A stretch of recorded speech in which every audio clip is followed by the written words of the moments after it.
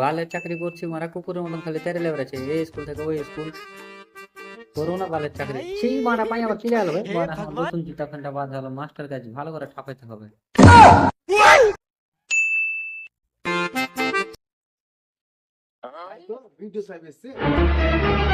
Master আমাকে পালাইছে কেন কি ব্যাপার মাস্টার মশাই আমাকে পালিয়ে লাগে না এই শুনলে করো ছড়া ভাই কি হয়েছে এত রেগে গেছেন কেন? কি হয়েছে মানে বাইরে দেখছি দুহারি ভাগ করে আছে ভিতরে গরুর গু মানে আমার জুতাতে গুলে গেছে এটা স্কুল না কোথায় আরে বিটু সাহেব এত রাখছেন কেন? বাচ্চা ছেলের স্কুল বুঝতেই তো পারছেন। আসেন ভিতরে আসেন, বসেন। দেখি চলো ভিতরে চলো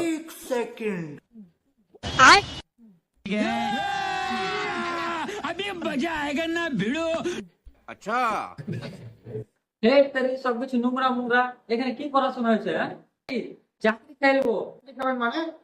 চাকরি নেওয়ার জন্য আমি 5 লাখ টাকা আপনার ঘুষ দিয়েছি। টাকাটা কোথায় যাবে? আগে টাকাটা দিয়ে তারপর চাকরি করার কথা বলবেন। বালের তো আপনি বেতন দেন 20,000 টাকা বেতন।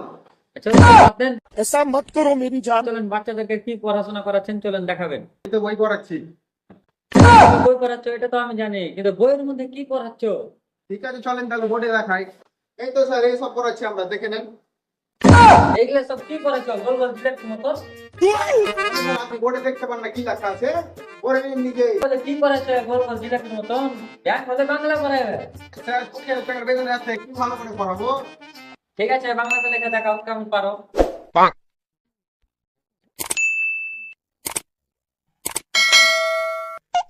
এই লেখা দেখেন স্যার, বাংলা লেখা কেমন হয়েছে?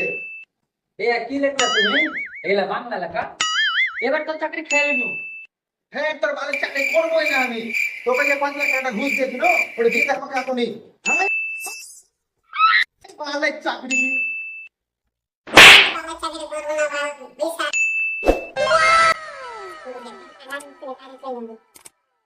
Wow!